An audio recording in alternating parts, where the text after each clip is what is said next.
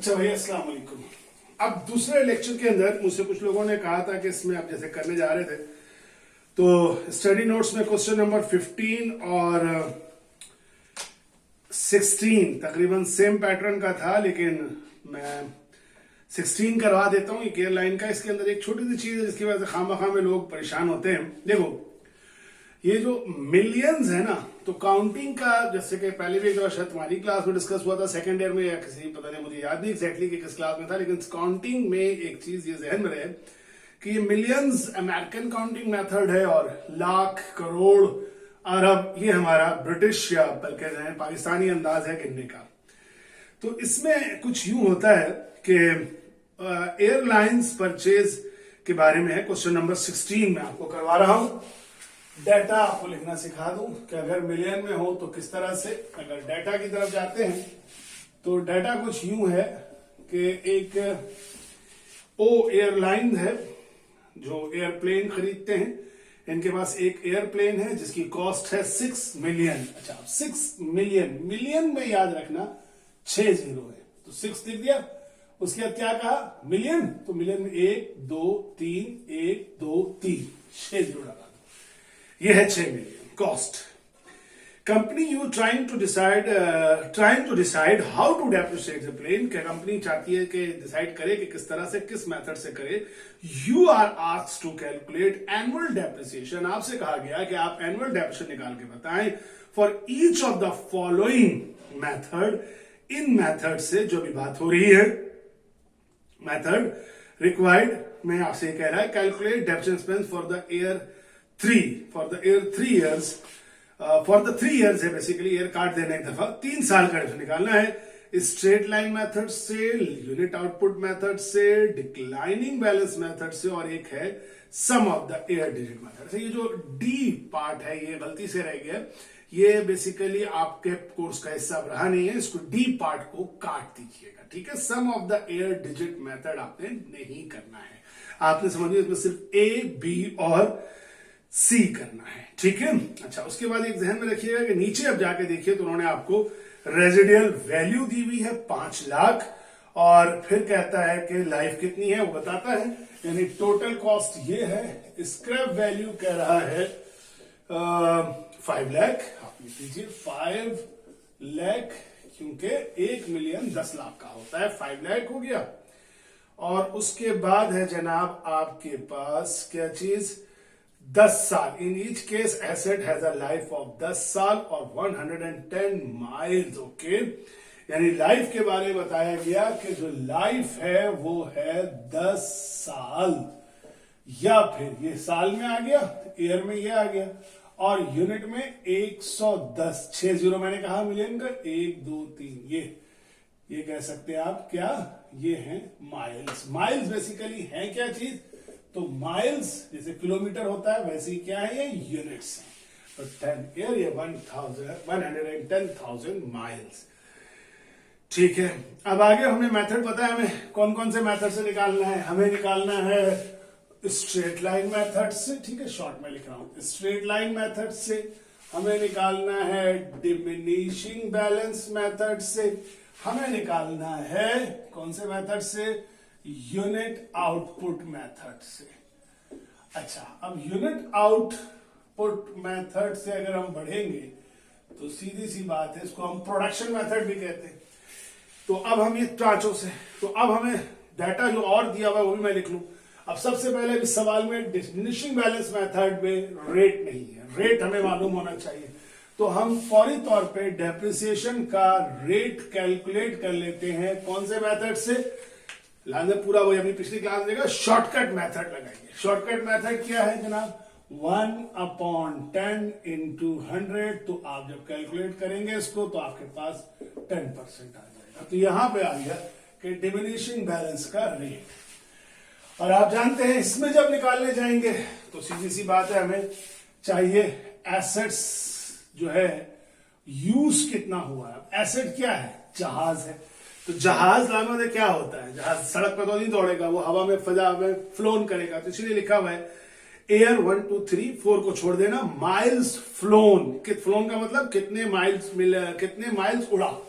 तो पहले साल में जड़ा 8.8, तो 8 के बाद यूं 1 2 6 जीरो थे ना, अभी 1 8 आ गया, 2 5 जीरो लगा दो, इतना। दूसरे साल कितने दे रहे, 8 10 मिलियन, 10 फिर 6 जीरो। तीसरे साल 15 मिलियन, 15 मिलियन, ठीक है। इस तरह से आप निकाल सकते हैं बड़े आराम से। 8.8 का मतलब 8। अब इसको अगर अपने जुबानें पढ़ोगे ना तो क्या पढ़ोगे, यूनिट, 10, 100, 1000, 10,000, लाख, 10 लाख, ये मिला के पढ़ते हैं इसको।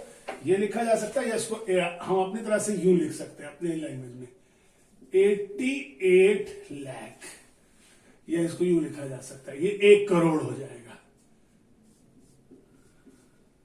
ये, और ये हो जाएगा 1 करोड़ 50 लाख यूनिट, ठीक है। यूनिट 100, यूनिट 10, 100, 1000, 10,000, लाख, 10 लाख और करोड़, ठीक है। इसको अगर लिखना चाहोगे अपने अंदाज में तो ये है 60 लाख, ये 60 लाख, 60 लाख, क्योंकि 10 लाख का 1 मिलियन होता है, तो 60 लाख का कितने हो जाएगा, 6 मिलियन। तो ऐसे या ऐसे जैसे भी लिखा हुआ आ जाएगा। अब स्ट्रेट लाइन मेथड से निकालते हैं, तो सबसे पहले स्ट्रेट लाइन मेथड से हम फॉर्मूला प्लेस करते हैं, क्या, depreciation expense per year total cost minus scrap value divided by life. Total cost 6 million, scrap value 5 lakh, divided by life 10 साल। क्या होगा कैलकुलेशन में, 6 मिलियन, जीरो बहुत एहतियात से लगाना, 1 2 3 1 2 3, ठीक है, माइनस 5 लाख, ठीक, डिवाइडेड बाय 10, 1 जीरो कम हुआ, डेप्रिसिएशन एक्सपेंस आ गया 5,50,000। बल्कि इसको मैं यूं करता हूं कि अगर इतने सारे जीरो होते हैं ना, एक काम तो करना है कि उसको थोड़ा सा लिख ले। अब इससे माइनस करोगे तो ये बचेगा 555 मिलियन ऐसे, ठीक है, डिवाइडेड बाय 10, ये जीरो कैंसिल, तो बचा कितना, 5,50,000, 1 2 3 4, 1 2 3 4। यही है डेप्रिसिएशन एक्सपेंस। कोई परचेज की डेट दी थी उन्होंने सवाल में, कोई खास डेट नहीं है, तो ये है ईयर 1 का 550, ये है ईयर 2 का 550, और ये है ईयर 3 का 550। ये आपने पांचों ईयर का डेप्रिसिएशन निकाला, ठीक हो गया।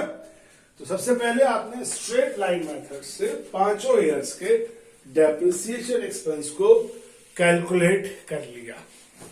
अब आगे चलते हैं, दूसरा मेथड स्ट्रेट लाइन मेथड के बाद डिमिनिशिंग बैलेंस मेथड है।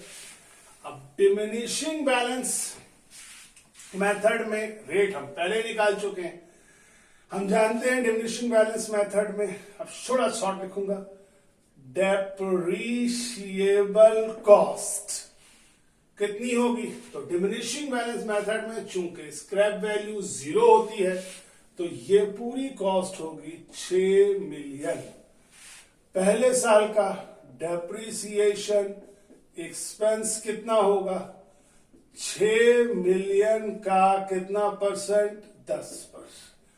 ऑब्वियसली ये आ जाएगा 6 लाख। 6 मिलियन से 6 लाख को माइनस करेंगे या 60 लाख को माइनस करेंगे, 54 लाख या 5.4 मिलियन। ये है डेप्रिशिएबल कॉस्ट ईयर 1 की, ये है डेप्रिशिएबल कॉस्ट ईयर 2 की।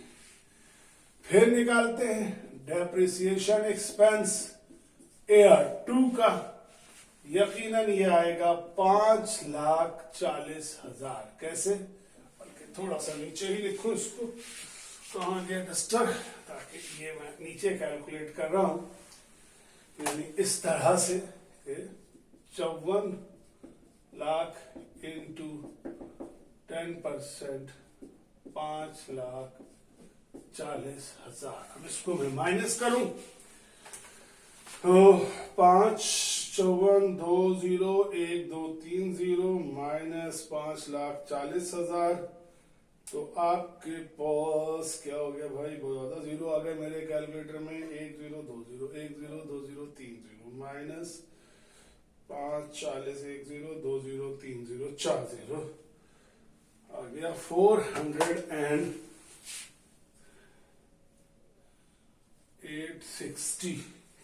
ठीक है ना, ये 3 जीरो के बाद ये है डेप्रिशिएबल कॉस्ट ईयर 3 की।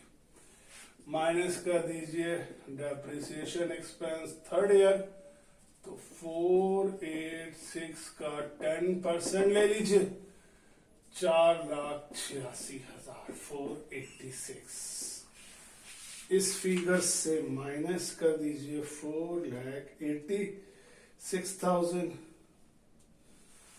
4,374,000 4,307। तो याद रखिए कि ये सवाल बेसिकली डिफिकल्ट नहीं है, सिर्फ इसको संभालना इसलिए जरा मुश्किल है कि इसमें जीरो ज्यादा है। लेकिन ये जरूर सवाल को प्रैक्टिस कर लेना, एक दफा खुद से भी अटेम्प्ट करना, ताकि आपको ये जीरोस को प्रैक्टिस करना आना चाहिए। इसलिए बेटा कि बाज़ औक़ात ऐसे सवाल पास पेपर में आए हैं जिनमें कोई डिफिकल्टी नहीं थी, सिर्फ डिफिकल्टी लेवल यही था कि जीरो ज्यादा इस्तेमाल किए गए और उनको यूज करते हुए दुश्वारी होती थी। ठीक है, लास्ट मेथड है हमारा यूनिट आउटपुट मेथड। इसमें भी हम फॉर्मूले की मदद से करेंगे। तो हमारा इस मेथड में जो फॉर्मूला है वो है डेप्रिसिएशन एक्सपेंस पर क्या यूनिट कह लीजिए या पर माइल कह लीजिए, per mile. Total cost minus scrap value divided by life, वहां किसमें थी ईयर में, यहां किसमें होगी माइल्स में। तो total cost 6 million minus scrap value 5 lakh divided by 110 million की लाइफ। ठीक, अब क्या करो, कैलकुलेटर में इतने सारे लिखने में आप गड़बड़ करोगे। पहले इसको माइनस करो, 6 लाख यानी 6 मिलियन यानी 60 लाख से माइनस करो तो ये बचेगा 55 मिलियन, 55 लाख या 5.5 मिलियन डिवाइडेड बाय 110। अब पहला काम तो ये करो, जितने अवेलेबल जीरो है ना वो काट दो। 3 ये काट दो, 3 ये काट दो, 2 ये काट दो, 2 ये काट दो, बचे कितने, ऊपर सिर्फ 55 और नीचे ये बचा। अब इनको कर दो डिवाइड। इसलिए करवा रहा हूं कि तुम्हें कैलकुलेशन में जीरो गलत ना करो, बाकी तुम्हारी मर्जी है, तुम पूरा भी लेना चाहो तो पूरा लेके कर लो, कोई मसला नहीं है। ठीक है, यानी 55 डिवाइडेड बाई 1100।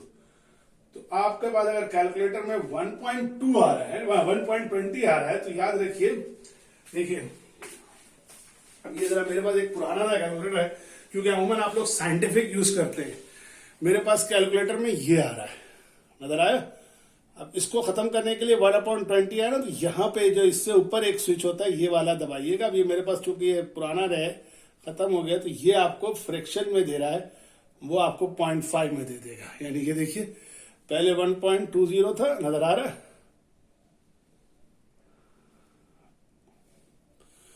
और अगर मैं इसी को दबा दूं तो ये 0.5 में। ठीक है, इसको दबाइएगा ये वाला बटन, तो वो 1 आ रहा था वो देगा 0.05।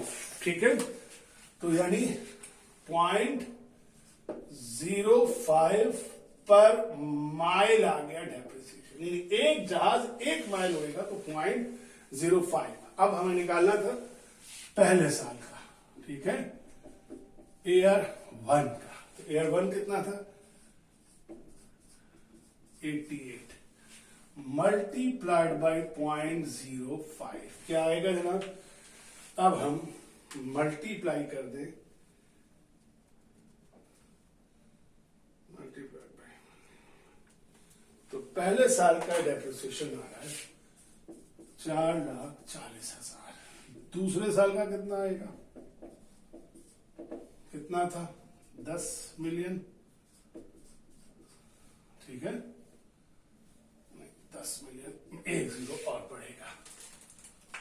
ठीक हो गया। 10 मिलियन इंटू 0.05 सॉल्व करना, इसका आएगा, कैलकुलेटर चेक कर लेना, 5 लाख आएगा। और आखिरी साल डेप्रिसिएशन एक्सपेंस ईयर 3 का 15 मिलियन है इंटू 0.05। तो अगर आप इसको मल्टीप्लाई करते हैं 15 इंटू 0.05, 7.5 लाख, 7,50,000। तो ये हुआ बेटा, देखो ये डेप्रिसिएशन एक्सपेंस। तो पहले साल अगर ये कंपनी स्ट्रेट लाइन यूज करती है तो 5.50 हर साल रहेगा। डिक्लाइनिंग इस्तेमाल करती है तो पहले साल सबसे ज्यादा होगा, 6 लाख होगा, लेकिन फिर आहिस्ता आहिस्ता कम होता जाएगा। और अगर वो ये यूज करती है वो, तो उसका डेप्रिसिएशन मेथड ये होगा। वैसे आपसे उसने पूछा था ना कौन सा बेहतरीन होगा, आपका क्या ख्याल है? अगर यही सवाल में आगे आपसे पूछ लिया जाए कि बताओ जहाज के एयरप्लेन में कौन सा मेथड बेस्ट है, स्ट्रेट लाइन, डिक्लाइनिंग या यूनिट आउटपुट, तो क्या जवाब होना चाहिए आपका? सोचिए जरा। सोच लिया? बिल्कुल सही। जिनको सही है वो अपने कंधे पर थपकी दे, शाबाश। जिन्होंने गलत सोचा वो आज के बाद याद रखें, गाड़ी, जहाज या इस तरह की चीजों के लिए हमेशा यूनिट आउटपुट मेथड होता है। ये बात मैंने शुरू में जब डेफिनेशन पढ़ा रहा था उन मिसालों के दरमियान भी ये बात आपको बताई थी। ठीक हो गया? तो ये एक सवाल था जिसका लोगों का मुझसे था सवाल के पूछिएगा, मैं बता दिएगा, मैंने बता दिया। अब इसी के साथ अगर आगे आप देखें डेप्रिसिएशन रेट कैसे कैलकुलेट करना है, ये लास्ट टाइम मैंने सिखा दिया था। क्वेश्चन नंबर 17 उसी बात से बिलोंग करता है। और 15 क्वेश्चन भी इसी तरह से है कि अगर आपको बताया जाए कि मशीनरी परचेज हुई और लाइव दी हुई है, सॉलिड वैल्यू दिया हुआ है, एस्टिमेटेड आपको वो दिए हुई है, इसमें भी जीरो ज्यादा है, यूनिट्स हैं, आप इसको भी करें। इसमें यह है कि डिमिनिशिंग प्रोडक्टिव मेथड भी है और प्रोडक्टिव आवर मेथड भी है, उसमें आवर भी है और वर्किंग आवर मेथड और यूनिट आउटपुट मेथड भी है। याद रखना कि वर्किंग आवर मेथड उसको प्रोडक्टिव आवर भी कह सकते हैं। ये दोनों तकरीबन सेम है क्योंकि उसमें आवर भी यूनिट है, घंटे भी यूनिट्स हैं, और जैसे माइल्स आ गए या किलोमीटर आ गए तो वो भी यूनिट्स हैं, इसलिए उसमें कोई इतना बड़ा इशू नहीं। अब एक काम करते हैं, एक छोटा सा सवाल आपको फास्ट ईयर पेपर से करा देता हूं, फिर इसके बाद एक आखिरी सही मानों में इस चीज का एक रह जाएगा, वो आपको बताना है। मैंने जैसे मिसाल के तौर पे सबसे जो इम्पोर्टेंट एक सवाल है, बल्कि उसको अभी मैं ब्रीफ कर देता हूं पहले, फिर आप उसको समझिएगा। अरे यार अच्छा होता ना इसी को यूज कर लेता है, 1 मिनट साफ कर दिया, चलो नो प्रॉब्लम। देखो अब समझो ये कि एक हम अक्सर जो सवाल अभी सॉल्व किया इसको मैंने, तो आपको एक बात समझ में आएगी यार, इसमें या हर सवाल में डिक्लाइनिंग में हो या स्ट्रेट लाइन में हो, हर सवाल में हम एक चीज नोट करते हैं कि क्वेश्चन शुरू होता है तो पहले साल से डेफिनेशन निकालते हैं। पहला साल डेफिनेशन निकाला, उससे शुरू किया, लेके चले और बढ़ते चले गए।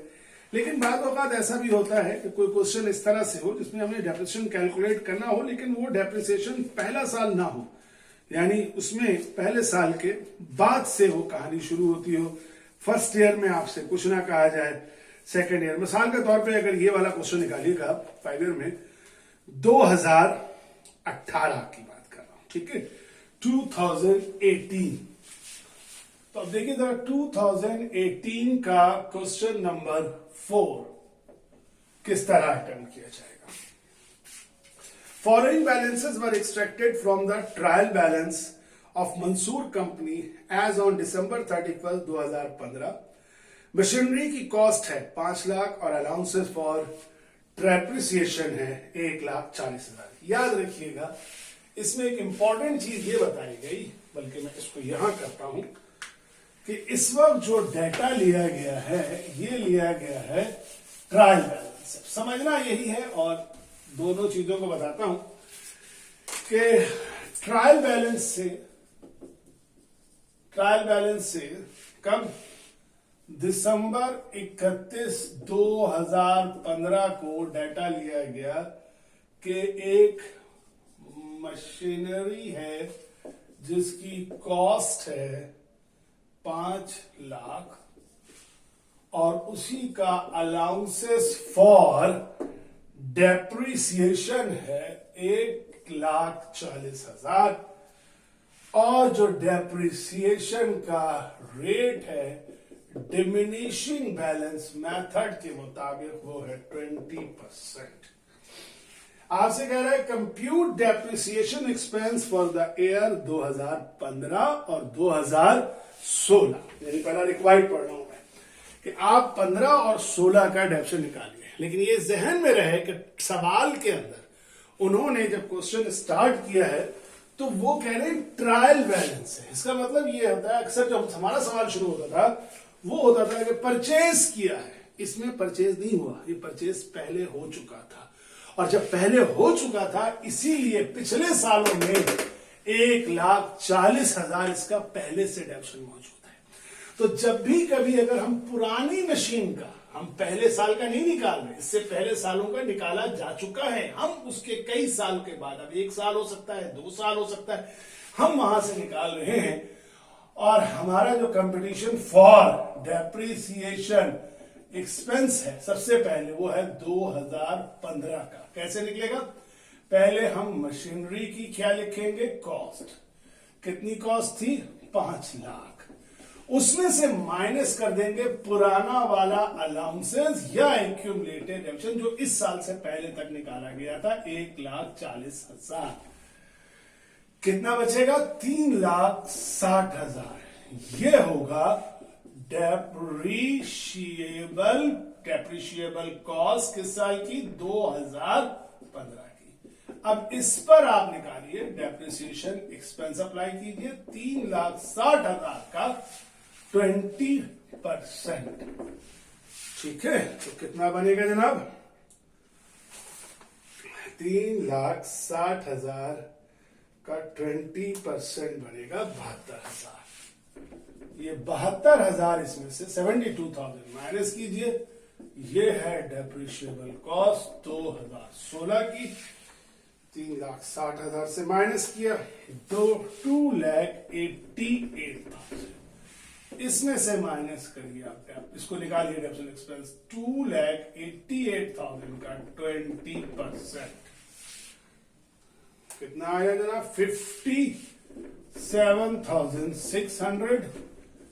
और इसमें से माइनस कर दें अगर 2,88,000 तो आ रहा है 234,100। ये है डेप्रिशिएबल कॉस्ट 2017 के लिए। ठीक है, तो अब हमें समझ में ये आ जाना चाहिए कि बाज़ औक़ात हम नई मशीन नहीं खरीदते या नया फिक्स एसेट नहीं खरीदते, बल्कि डेप्रिसिएशन हमें अगले सालों में भी निकालना होता है। तो डिमिनिशिंग बैलेंस मेथड में हमेशा माइनस करके आगे बढ़ जाते हैं। यहां पर अब आप इसी के सवाल का अगर अगला रिपोर्ट देखिए तो कहता है कि एडजस्टिंग एंड क्लोजिंग एंट्री दिसंबर 15 की। तो एडजस्टिंग और क्लोजिंग क्या होगी? तो आपको मालूम है कि अगर हम इसकी कंपनी का नाम लिखेंगे, क्या लिखेंगे जनाब? मंसूर कंपनी। ठीक है ना, मंसूर कंपनी। अब एडजस्टिंग और क्लोजिंग बनाने का रहा, साथ ही साथ लिख दीजिए एडजस्टिंग एंड क्लोजिंग एंट्रीज। ठीक है जी, दिसंबर 31, 2015। एडजस्टिंग एंट्री है depreciation expense debit, allowances for depreciation credit. 15 की बात हुई है तो 15 में है 72,000। ये है 15 का डेप्रिसिएशन, 72,000 से। ठीक हो गया। और क्लोजिंग एंट्री सेम डेट को बनेगी। Expense and revenue summary debit depreciation expense credit 72,000 से। फिर अगले रिक्वायर्ड में, यानी ये था रिक्वायर्ड ए, ये था रिक्वायर्ड ए, ये था रिक्वायर्ड बी, और अब हम बढ़ते हैं रिक्वायर्ड सी की तरफ। तो सी रिक्वायर्ड कहता है prepare a partial balance sheet. तो फिर ऐसी बैलेंस शीट बनाइए भाई, लिखिए Mansoor and company, second line में लिखिए बैलेंस शीट, थर्ड लाइन में लिखिए एज ऑन December 31। लेकिन अब 15 को बैलेंस शीट नहीं मांग रहा, बैलेंस शीट मांग रहा है 2016 को। Short form partial balance sheet होती है, याद रखिए। पार्शियल का मतलब होता है अधूरी। लिखिए एसेट्स, फिक्स एसेट्स क्या, मशीनरी, मशीनरी की cost 5 lakh minus allowances for depreciation, कितना हो जाएगा? तीनों को ऐड कर लीजिए। किन तीनों को? 140 पहले से था, 140 को मत छोड़िएगा क्योंकि वो भी डेप्रिसिएशन पहले से था। 140 प्लस 72,000 प्लस 57,600 टोटल आ गया 269,600। माइनस कीजिए 5 लाख से 2,30,400। ये बिल्कुल याद रखिए कि इसका वही वैल्यू होगी जो यहां मौजूद थी। That's all. ठीक है, तो ठीक this is the section. 2 question थे, कराए, फिर अभी आपको तीसरी क्लास में फिर इसमें मिलते हैं और करवाते हैं। Thank you very much, see you, अल्लाह हाफिज।